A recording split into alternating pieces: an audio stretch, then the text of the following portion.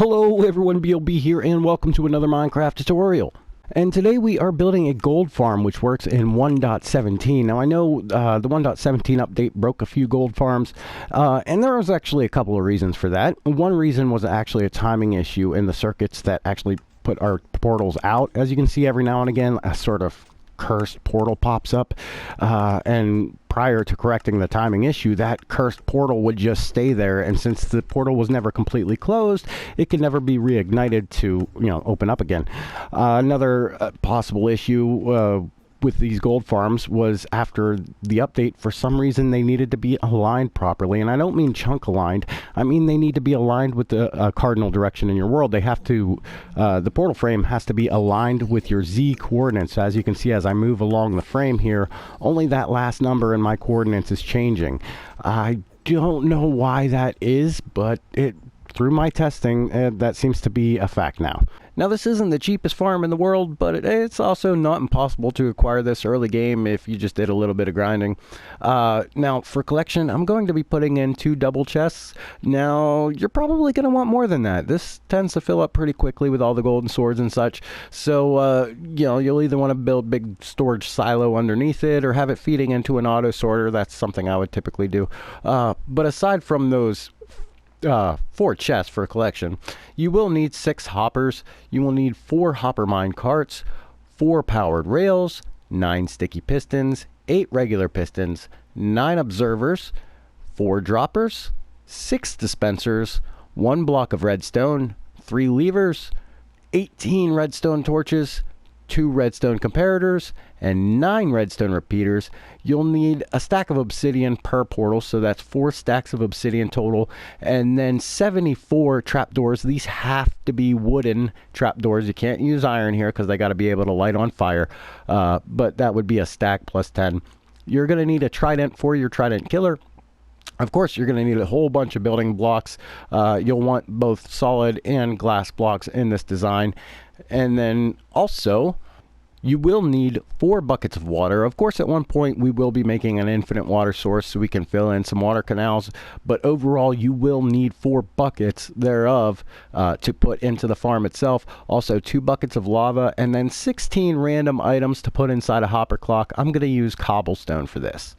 Now, as for the area of this build, as you can see, I have a couple different outlines here. One outline is for the overall farm itself. As you can see, most of it is up in the air, and that's going to take up about 20 by 21 blocks.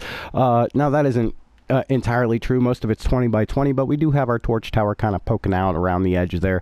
And then the actual footprint, the part that's going to be down on the ground, you're looking at about a 7 by 8 space. Now if you're trying to align that in a specific area, just keep in mind that you'd want to start that corner 7 blocks in from the front, 4 blocks in from the left hand side. Now to get started here, we're going to come to our center footprint where our trident killer and collection system is going to be. We're going to come 1 block away from the edge, and I'm actually going to place a double chest right there like that, and then another one right behind it. Now we want hoppers feeding into both of those double chests. So we'll put 2 hoppers coming into the back of them, and then we're just going to kind of build a frame around those hoppers, starting with a sticky piston facing up right here next to your chest, and then we can put a dropper on the face of that sticky piston. It doesn't really matter which direction that dropper is facing. I typically like to face it towards the inside, so that way you kind of cover up the face, and then this is the only texture you see, but that really doesn't matter.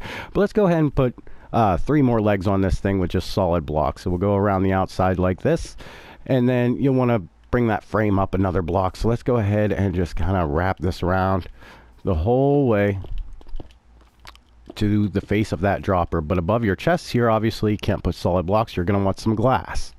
And now that I actually have that glass in my hotbar, I'm going to go ahead and put 2 blocks above those 2 double chests. Now, of course, you could use slabs for this or upside down stairs. You just want to make sure you can still open those chests.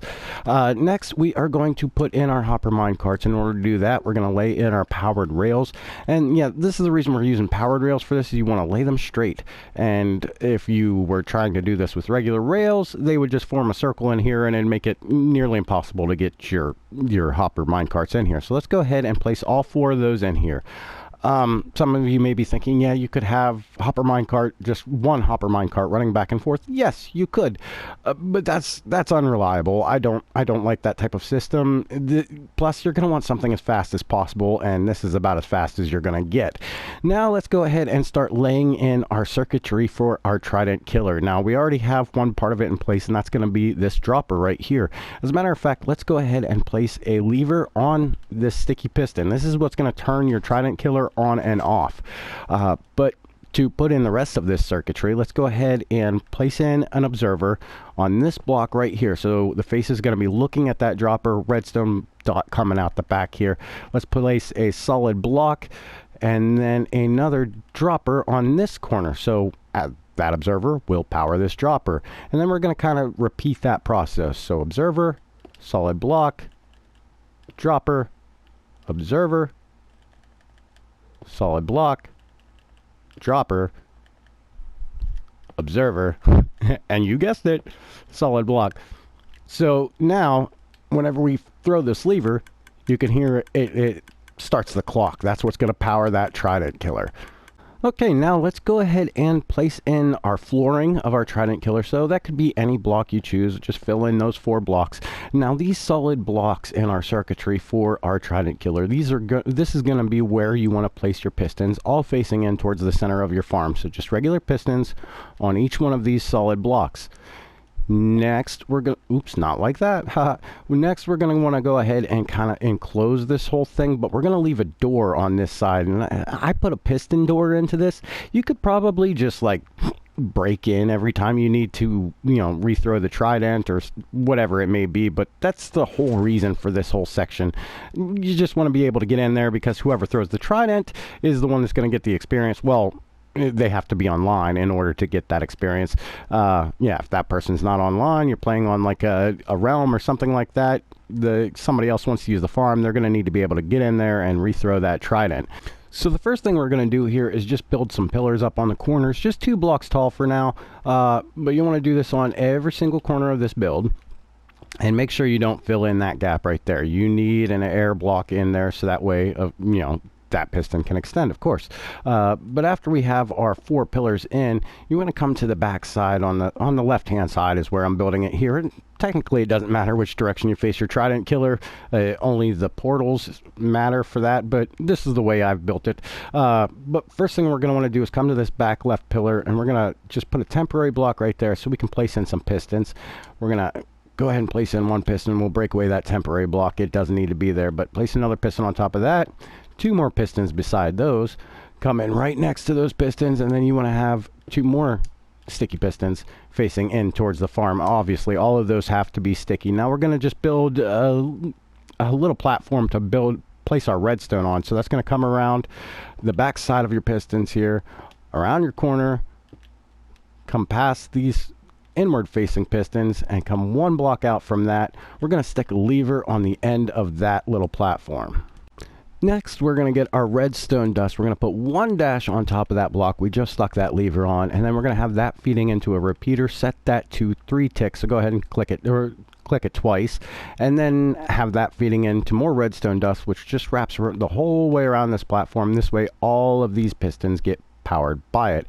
Now, as you can see, what we've created here is kind of half of a Jeb door, and like I said before, you don't necessarily have to have this sort of entry. You could just break the blocks every time if that's what you wanted to do, but I find this to be a lot more convenient. Also, I'm going to put just a couple of blocks under here, as a platform for which you would walk up onto to enter your Trident killer if you needed to. And then, of course, you just want to build like steps or a ladder up to that. That's not really part of this tutorial. But to continue on with this, let's go ahead and fill in the walls of this Trident killer. So you just need, well, I like to use glass blocks. You don't have to use glass blocks. You could use solid, but it's nice to be able to see your zombie piglins. Plus, like, often there's going to be XP in the bottom of this. So whenever you're like AFKing at it, you're going to want to stand right about here, and you'll be able to pick up that XP. I wouldn't stay away from it for too long while it's running because, oh, I don't need those blocks in there. But yeah, that XP tends to kind of gather up, and it's going to cause a lot of lag. But as you can see, I broke those 2 glass blocks away. You don't need those ones because they're on the faces of your sticky pistons. So now you can open and close that Trident killer, and it's perfectly safe. You know, no zombie piglins are going to get out. Now the last step for making this Trident killer functional would be to throw in the Trident. You could just throw that anywhere at the floor in here. That's just fine. You can close that up. And if we come down here and turn on our Trident killer, you can hear that Trident pinging around in there. If you don't hear that, that means you probably picked it up on accident. You could wait until after the farm is complete to throw the Trident in there. That might not be a bad idea, actually, because you might accidentally pick it up at some point. But either way, just remember, you need your Trident in there. Now from here, we're going to go up about 10 blocks. Now this is kind of flexible. You could go higher. You don't even have to go a full 10. But you want to cause some damage to the zombie piglins, so that way they die when they get hit by the Trident killer. If you choose to go higher, don't go higher than like 20 blocks up from here. Otherwise, your zombie piglins are going to die from hitting the ground. You're not going to get any XP, and you're going to get less drops. So like I said, 10 blocks up. Let's go. 1, 2, 3, 4, 5, 6, 7, 8, 9, 10. Oops. 10. There we go. Haha. And then, go ahead and do that on all 4 corners, and then probably fill in your walls with glass or solid blocks, whatever you choose to use there. So as you can see, I've completed my drop chute here, and that's 10 blocks up from the top of the Trident killer. So it's actually going to be a 12 block drop here. And I just built a ring of solid blocks around the top. Doesn't really matter if you choose to use solid blocks or glass for that. But what you do want to do is start lining up your water canals now.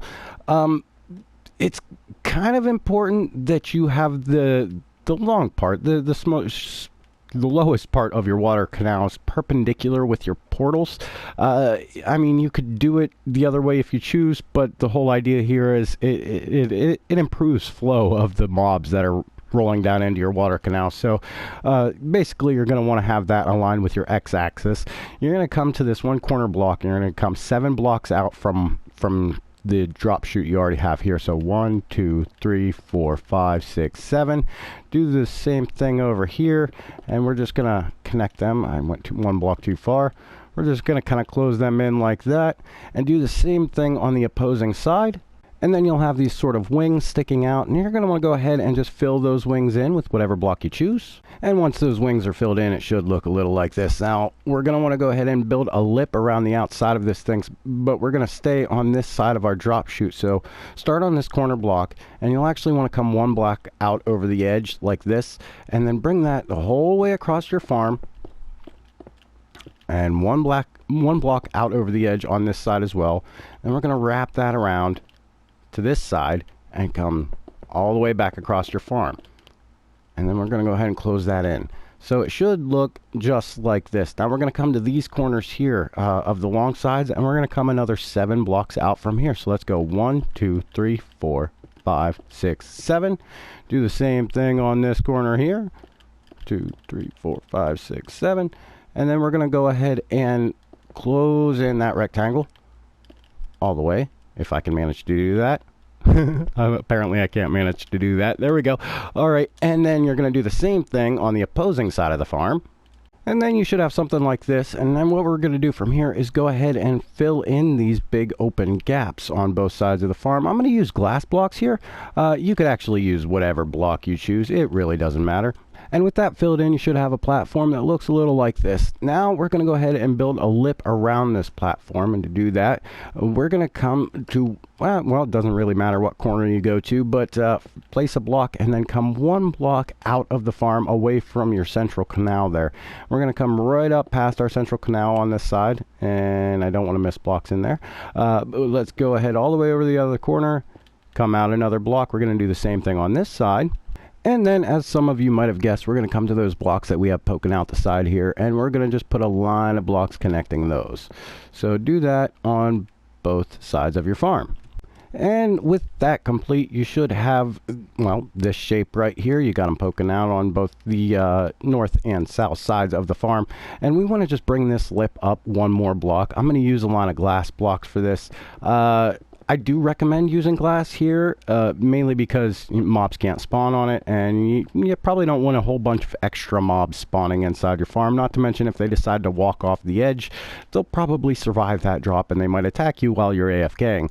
So at least bring this up one more line of blocks. You could probably go further if you choose, but mainly, to get this lined up, we're going to come one block up above those. So let's first come in 2 blocks from the corner. So go 1, 2, and then on that third block we're going to place a block here, and then step up 1. We'll just break away that temporary block below.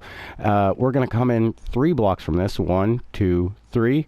Another step up, get rid of the temporary. We're going to go 4 blocks from this one. So 1, 2, 3, 4. Step up. 3 blocks from this one. Don't need that. 1, 2, 3. Step up, and as you can see, you'll end up 2 blocks from the end. This is how we're going to align our portals. You'll probably want to do the same thing on the other side, just because we're going to connect those with the obsidian blocks. If you're one of those people that need obsidian on the corners of your portals, you're going to want to use obsidian for these blocks here. And now that we have our portal positioning blocks in place, let's go ahead and just put a strip of obsidian from one to another all the way across on all 4 of those spots. So we're going to go ahead, and that's going to be the bottom part of your portal frame, of course. I'm going to do that on all 4. And now we should have these 4 obsidian strips going across our farm, and from each one of these portal placement blocks you want to come up 16 blocks. So let's go 1, 2, 3, 4, 5, 6, 7, 8, 9, 10, 11, 12, 13, 14, 15, and 16. Do that on every single one of those portal placement blocks. And now we should have these 8 pillars poking up off of our portal frames here. I'm going to go ahead and just place blocks on top of those, just so we can build the rest of the frames in. Here again, if you need obsidian blocks on the corners of your portals, you're going to want to use obsidian for this. But once you get all those in there, go ahead and just finish off each one of these frames. And now we have our portal frames on top of our little collection tray, and now might not be a bad time to put in your water streams. You probably could have done it before, but it's a good idea to do it now in case you happen to fall off while building. You at least got some water to land in. Now what I like to do with these is I'll build an infinite water source at the end of one of our ends of our little water canal here. So you just make a 2x2 space and fill each block, fill each corner with water, and then that way you can infinitely draw water from that source. And then whenever we get rid of it, you'll just probably want to fill in those 2 blocks, and then you can break away those 4, and all the water should flow to your drop chute. But mainly you want water streams on this side all the way across, and the opposing side all the way across. And of course, if you did your count right, you see everything should come right to the edge. And then we're going to just put 2 more water sources over here. So all of our water canals are flowing right down into our drop chute. And now for the next step, we're going to need our trapdoors. But to start off with, we're going to put in just a couple of temporary blocks. So in between the portals where you have 3 block gaps, like this side and this side over here, we're going to be placing these little boxes to catch our lava. Now what you want to do is come to the center of that 3 block gap, one block up off your lip, come 2 blocks in, so they should be aligned with the corners of your portals, just like that. We'll break away these first 2 temporary blocks, and what we want is a trapdoor on the bottom of this block, and then a trapdoor on each of the 4 sides of that block. So if I can do this without myself getting in the way here. And then we'll break away this block, and the 3 trapdoors on the outside here, that one, and that one, you're going to want to go ahead and close. Leave this one open, and the reason why is every now and again, somehow a zombie piglin will land on this trapdoor right here. And as long as you leave this open, it will eventually wander out and into the water streams. If it's closed, it'll just stay there forever for some reason. But go ahead and do that in the other 3 block gap here. And now that we have our little lava collection boxes in place, we're actually going to build up off of them. So what you want to do is these trapdoors on the sides, the ones that are kind of lined up with your portal here, we're going to place 16 trapdoors on top of each one of those. So you're going to you're going to have to crouch place it, of course, and then just kind of stack jump. So that's 1, 2, 3, 4, 5, 6, 7, 8, 9, 10, 11, 12, 13, 14, 15, and 16. And as you could see, you should be 1 block away from the top of your portal. And then do this on each side of your little lava collection boxes. And of course, when I say the sides of your collection boxes there, I mean the sides that are right up against your portal frames. You don't need them on the outside of the farm or the inside of the farm. But once you've got them all placed in here, you should have something like this. And we're going to start laying in our blocks so we can put in our redstone circuitry, which is going to control our lava dispensers. So the first part of that is we're just going to build a line of blocks going the whole way across this side of the farm. So just start from one corner and just connect all of these corners of the portal frame with solid blocks. And next, in these 3 block gaps in between the portals where we have right above our trapdoors, actually, we're going to come 2 blocks in from that strip of blocks we just put in, and do that in both of these 3 block gaps. And then you're going to want to get your dispenser and just kind of fill in the space in between these 2 end blocks, just like that. So your dispenser is facing in towards this opening, and you should see, your little lava collection tray right beneath that. So go ahead and do that on both sides here. And now what we're going to want to do is build a hopper clock, ethos hopper clock, kind of right in the center here in this 4 block gap. So you're going to start off by placing, well, you could just place a temporary block here, or just temporarily placing a hopper facing down. But you want a hopper facing into the side of that. You'll break that first one you placed and come to the other side without falling off of your farm, and go ahead and place another one. So you should have the 2 hoppers feeding into one another. Next, we're going to need comparators. And you're going to want to have those comparators pulling a signal from each of those hoppers, one on each side here, and then have that feeding into solid blocks. Now those solid blocks are going to need redstone dust on top of that. You're going to want to take sticky pistons and place them right up against the side of that redstone dust, just like that on both sides. I forgot the dust there. But make sure you're placing it on the edge of the hitbox. You could place a temporary block in there just to make it easier, and then break it out and replace it with the redstone. Next, we're going to need our redstone block. And then you're going to want to place that redstone block right on the face of one of them sticky pistons. It really doesn't matter which one you do that on, but you're going to want to go ahead and place your 16 random items, for which I will be using cobblestone, inside of one of those hoppers. Doesn't matter which. But next we need to put in our power function for this clock, because as you can see, as soon as I put them in there, it started running, and we don't want it running the whole time. So one of these end blocks from the hopper clock, doesn't matter which side you choose to do this part on, but the 1 block below it, we're going to go ahead and place a block.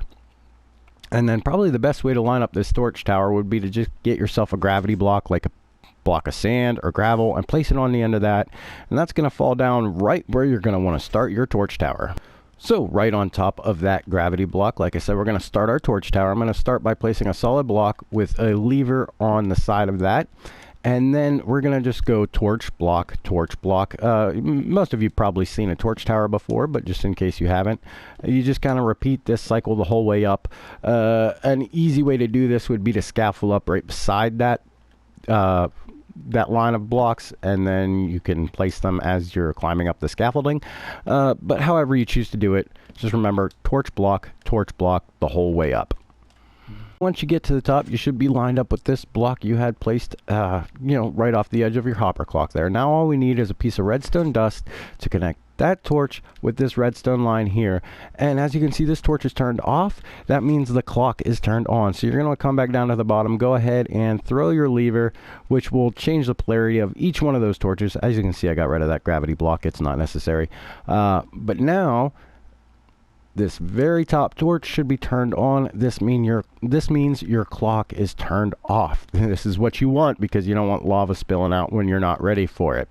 But from this point, we can go ahead and put in the rest of this circuitry for our lava dispensers. First thing we're going to need here is an observer.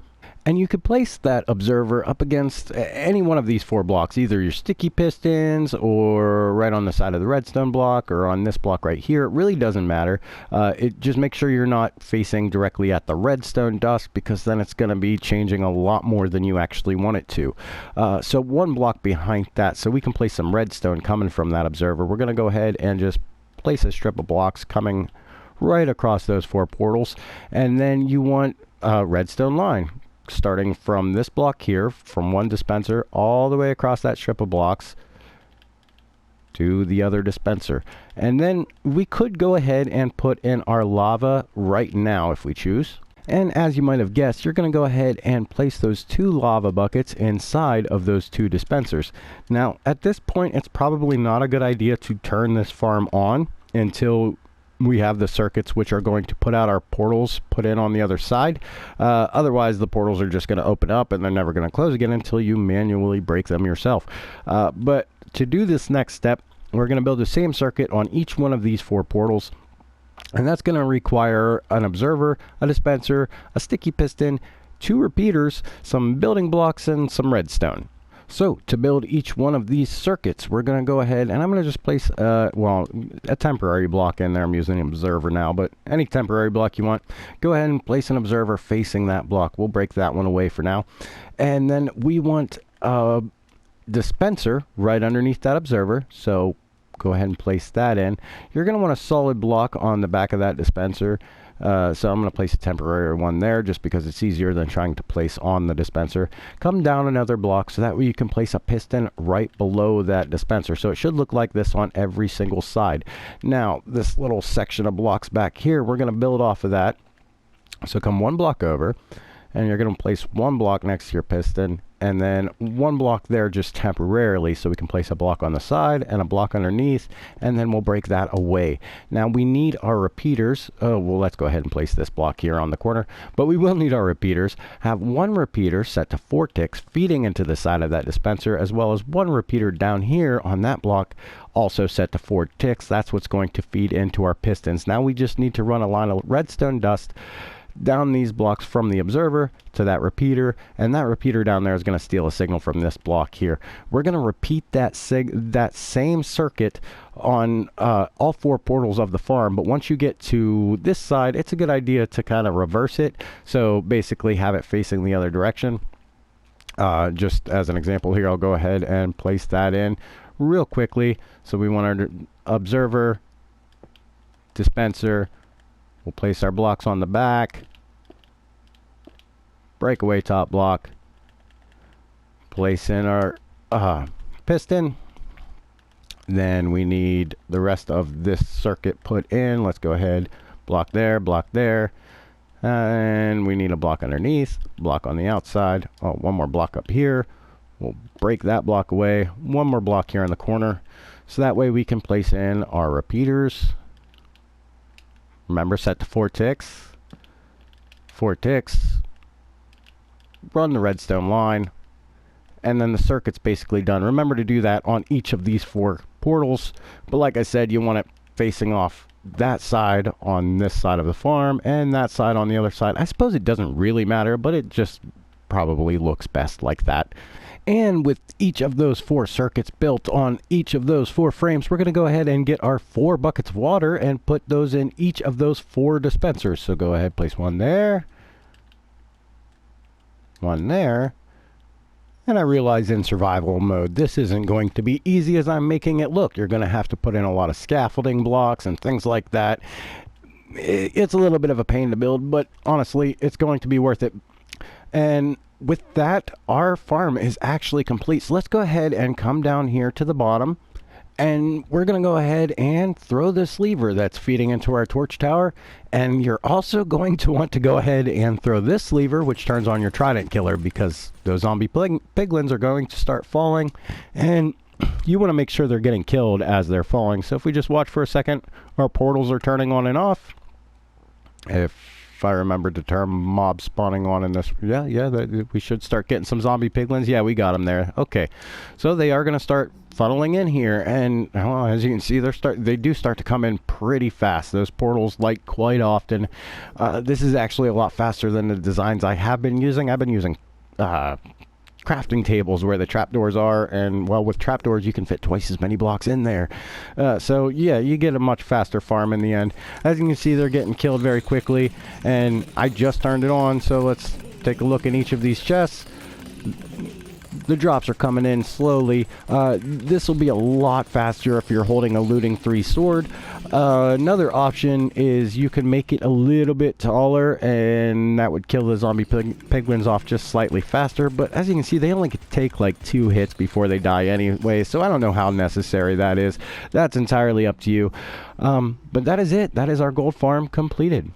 And one thing to note here is that you keep your power function for your farm and your Trident killer on 2 different levers. The reason for that is whenever I go ahead and turn off the farm, it's going to take a few minutes for it to actually stop igniting and spawning zombie piglins. So you're going to want to leave that Trident killer running in the meantime. Also, yeah, you're going to want to continuously pick up that XP, or else it's going to start to lag out your game pretty badly. So as you can see now, you know, after you give it a few minutes, the zombie piglins do stop spawning, the portals stop lighting, and once you have no more left in the tray, which is kind of why I like to have the glass blocks up here, you can see if there's any left.